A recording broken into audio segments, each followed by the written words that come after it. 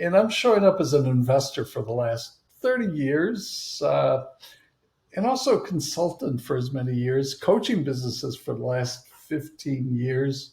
And I started a mentoring program that we call Peers on Demand as a way to be able to connect trusted advisors and leaders and have a way to communicate with each other. And I'm doing a 21-day challenge, $1 million business idea challenge, an opportunity that we can bring people in together.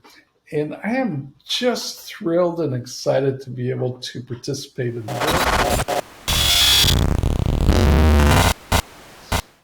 affluence. And affluence has to do with being able to have a space where everything flows, everything is fluid, liquid. And certainly he has abundance of wealth, that's part of it, abundance of talent and time. What he doesn't have is age. Yeah, he's running out of time. He doesn't look as energetic. At 73, he looks like a 73-year-old, old. So he's running out of time. But so here's what he's stepping into affluence is what he has is what I call autonomy. Autonomy is one of those skill sets or one of those qualities to be able to be an affluence. And autonomy is a freedom. Now, you remember the three stages that he said at the beginning, you're dependent on other people. Then the second stage, other people are dependent upon you. And then the third stage, you want to transfer knowledge. That's kind of interesting that he's in that third stage. And that third stage is affluence, a state of flow where you have autonomy, a freedom to do whatever you like to do and whatever you get to do for the world. That's something that I'm starting to understand more and more is a quality of being in a state of flow. And once we tap into that and understand what are all those signals that allows us to get into a state of affluence, then all of a sudden we could all have that. We could all have joy and thrill and happiness. And there may be some pain comes along, but we can deal with the pain a lot easier and a lot better as a learning lesson. And that's the lesson. He doesn't get it. He doesn't understand it. He's stumbling upon that, but he stumbled upon a state of affluence where now he's able to give back to the world. And that is the journey. That is the journey for all of us, I think, to be able to be other-centered and give back and you do that, but purposely. He's done it accidentally. There's a difference. When you're purposely in affluence, then you know what you know and how to get more of that. And what you get more of that is more, perhaps affluence, more time, more energy, more dynamics, more health, more vitality. He's missing on the vitality. He's missing on his health. And he's feeling the thoughts, oh, I may not last until 74, or I may last until 80. But with technology, you can extend that to 100, 120. My own aunt lived to 105, and she could have gone further, I think. I didn't know that at the time, but I'm thinking she could have gone further if she hadn't stumbled and couldn't walk again. But technology is growing more. So that's part of being affluent, to be able to live dynamically, energetically. Health is a big concern for all of us. And my belief is that aging is a disease. Aging is a disease. And we have control to be able to shift that and change that so that we go into a path of affluence and teach others to get into that path of flow, teach individually. And of course, he's got his journal, his books. He's taught his company really well how to progress. And I think it is going to last another 45 years with the principles that he has. It just seems like it's in a good direction. But the key is to be able to teach that state of flow. That's what I think he's not understanding. He stumbled upon parts of it. He has it for himself.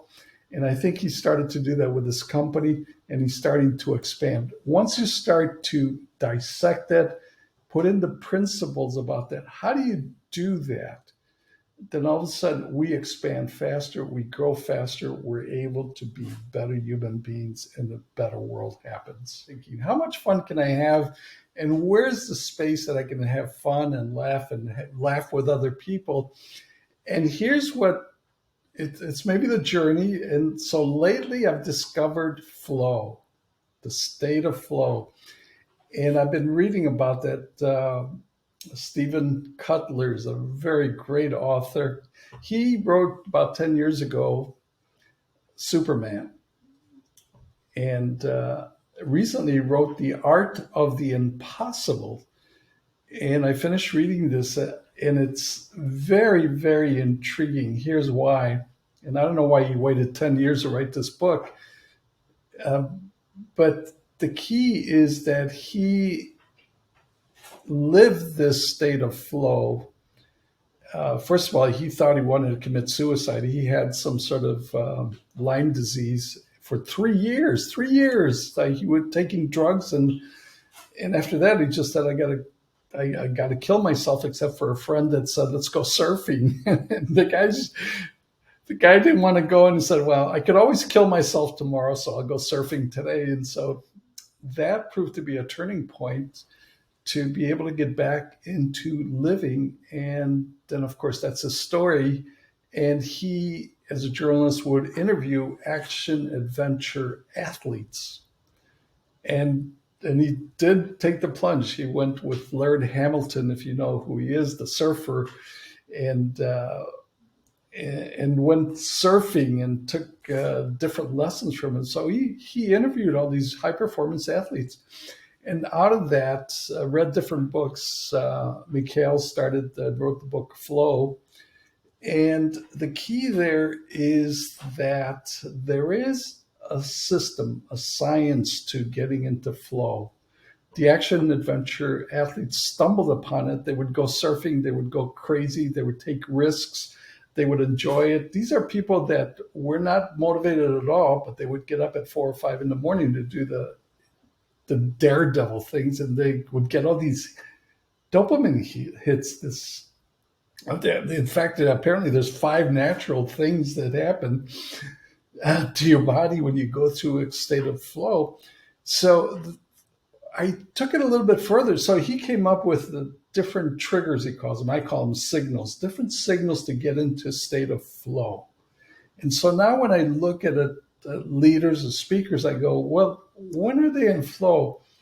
Or if you've ever been to a musical concert, like Ann was talking about, a theater, and somebody's playing to the greatest thing. Recently, I stumbled upon Roy Orbison, who wrote Pretty Woman, and just watching that video, and they just get into a state of flow. And then Paul McCartney and some of those people, some musicians constantly get into the state of flow, probably even amateur. And so there is a rhythm for this. Action, adventure, athletes, musicians, they do that. And so there's a lesson for us as business people to learn from that. Now, how does this translate into business? How do we do this? And I'm thinking, well, there are some people that I'm starting to notice get into a state of flow. Ray Dalio is one of those. He's in a state of flow. He doesn't know that he's in a state of flow. And he's actually a poor coach of himself. You need a coach to coach him, because you're not showing up as your best self unless you do different things. You need a critical thinker. That is one of the things that I'm starting to discover. It's my own principles theory that what if I get into a state of flow purposely, not accidentally? And what if I do it in a group environment? So apparently we could all get into group flow state. And I'm thinking, oh, those are teams. Those are group situations. And what I'm starting to understand is that a company, an organization, is comprised of teams. And so a group of teams will comprise an organization. So you can get a whole organization in a state of flow, meaning the five things that I understand. The key is, how do we bring that to business people? How do we put it in a business environment, because I'm a business person. How do we get the individual in a flow and then have a group flow, team flow, and then have an organization flow? And that is the journey that I'm in. So what I've done is I collect signals, and it's almost, think of it as if you're getting dressed for the morning. What do you wear? The shirt, the bottom, the shoes, the socks. These are different things that you use. So we collect signals to get into a flow state. And I started from Stephen Cutler. He said there's 17 signals. And I thought, well, if there's 17, then there's 20, then there's 40. Now I'm up to like 70 signals that can get me in a flow state. And so now, as a science person looking for clues, what are all these clues that I can find so that I can point it to business, so that I can make and help businesses get better? That's my search. And so first I have to learn how to get into state of flow. And I have not a sport, but I am athletic. I work out every day and I get into a state of flow. And so from an athletic standpoint, I'm thinking, what do I need? What are those signals to get into high peak performance more often? And then how do I stretch it? Because there's a balance between the skills that I have and the challenges. And that's the model that Mihail came up with. So if your skills are at a certain level and it intersects with the challenges, just a little bit above that is the flow state. Because if you're below that line, if you have too many skills and the challenges are not big enough, then you're bored. But if the challenges are too big and the skills are not quite there, then the challenges are too high and we have anxiety, or cortisol triggers in. So the key is to have it enough so that you continue and the dopamine hits, or you have all these different good chemicals. So now I'm combining signals.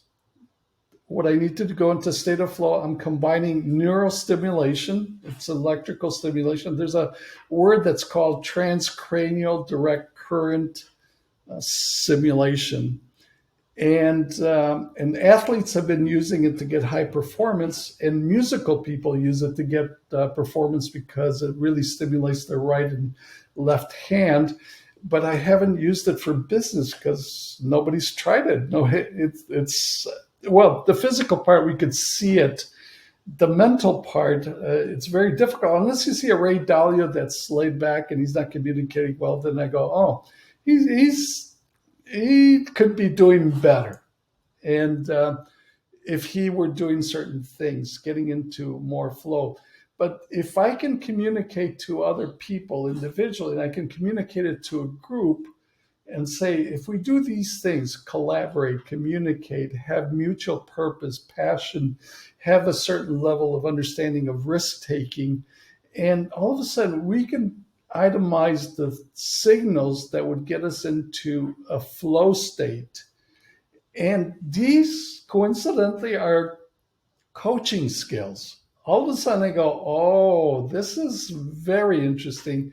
Could it be that a great coaching session state gets us more and more into a flow state individually in a group session? And by doing that, we get better results. And by doing that, we can duplicate and get continuity, more so, in my opinion, than consulting or mentoring or investing. Consulting seems to be a very good path because all the signals I'm starting to collect, they seem to be, the majority are coaching skills, coaching strategies.